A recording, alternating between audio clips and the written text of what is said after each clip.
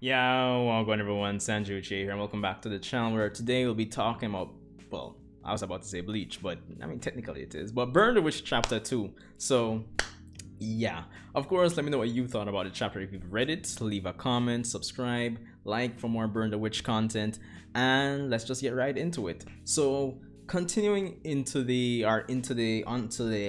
continuing with the expanded look into the world of Bleach with Burn the Witch. Honestly, if you've watched my initial video on Burn the Witch regarding chapter 1, naturally, yeah, you would know at this point that the series has had a pretty decent, it's left a good impression on me, and especially since, or comparatively speaking, to another series, considering, like I said in the first video, this is done by one of the authors that were responsible for our series in the big three, you know, Bleach, One Piece, Naruto.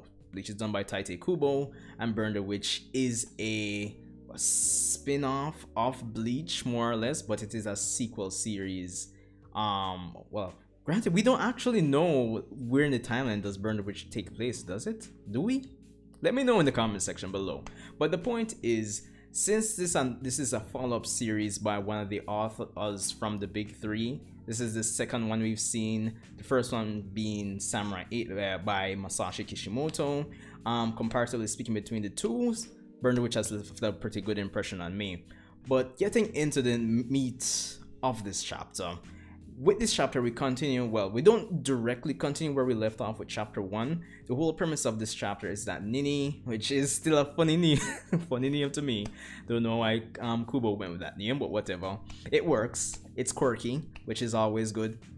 But Ninny and Noelle are assigned a mission to go into the Western District for Reverse London to track down some persons who are illegally rearing or, you know, containing or raising a dragon. So that's the whole premise of this chapter. But I have to say, what I really liked about this chapter is that we get to see how dragons are incorporated into the culture of Reverse London. I thought that was pretty cool, seeing how wizards and witches actually go about using it for like transport and all of that. That was pretty cool, I feel.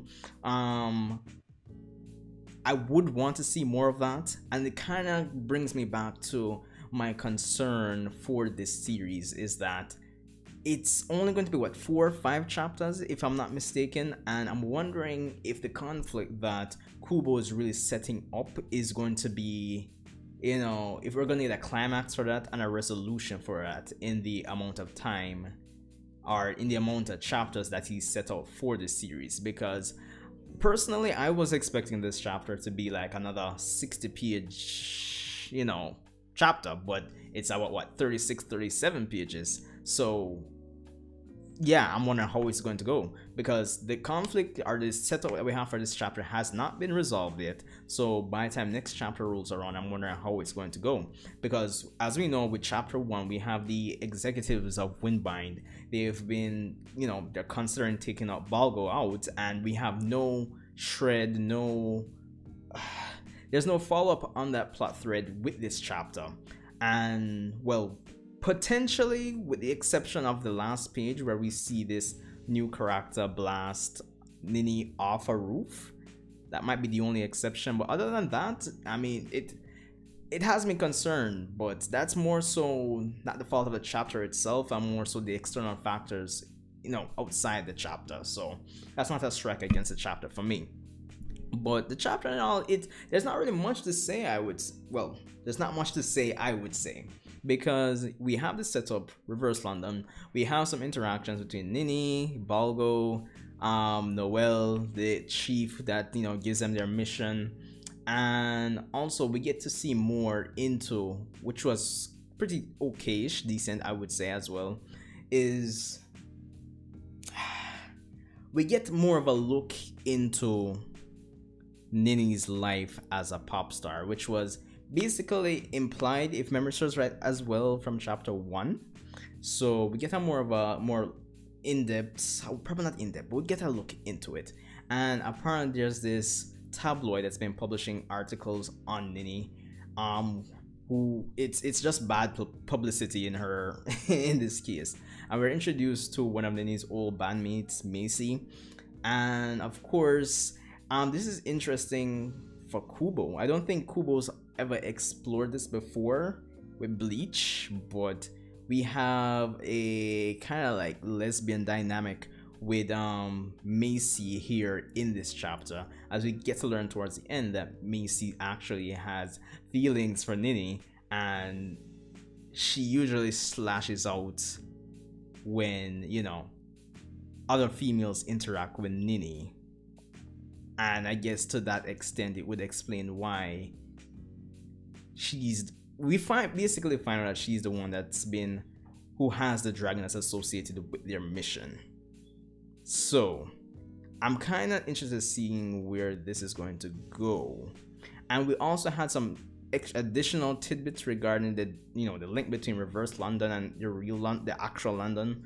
Apparently, if you destroy something in reverse London, it affects or destroys the object or thing in normal London. So that was interesting as well. So yeah, but I think outside of all of that, there's not really much more to say on this chapter. I mean, as I said, I love seeing how they're incorporating the dragons in the in reverse London's culture in their everyday lives. We get to be reverse London and real London in terms of the link. We had a tidbit about light dragons, so that was something as well. But other than that, the setup with the conflicts that we have here, it's more so in terms of assessing the chapter, it just kind of drives me to talk about stuff outside of the chapter, if I'm being honest. In just generally speaking, wondering if Kubo is really going to be able to resolve what he needs to resolve with the story he's trying to tell with this series in time with the amount of chapters that he has planned for the series. So that's what I'm saying, because I don't want it personally. I don't want it to be a case where chapter 4 or 5 comes out, the last chapter comes out, I'm like, that's it. Like, you could have done so much more with this series. So that's all I'm saying. But the chapter in itself, I thought it was okay. It's okay. But I'm more so interested in the plot thread, the plot line that we were starting to develop with from chapter 1. Having some conflict between Wingbind and the witches that they employ. Which, funny enough, there was a line by Ninny that regarding like Wingbind that they I'm paraphrasing here, but she was saying that they aren't as they're not the best company in the world, to say the least. So that's the only thing I can draw back to conflict with Wingbind with this chapter. But yeah, that's all I have for this one. Not the elaborate review I probably would have wanted to do, but that's just my thoughts coming out of the chapter. But anyway, guys, let me know what you think. What are your expectations for what are your expectations for Burn the Witch? Let me know if you have the same concerns that I have. When it comes on to if Kubo would be able to finish telling the story in a satisfactory way. So yeah, but anyway, Sanju, chill, let me know what you think. Of course, be sure to subscribe. We're on our way to 1,000 subscribers. So yeah, let me know what you think, and I'll see you guys in the next Burn the Witch video.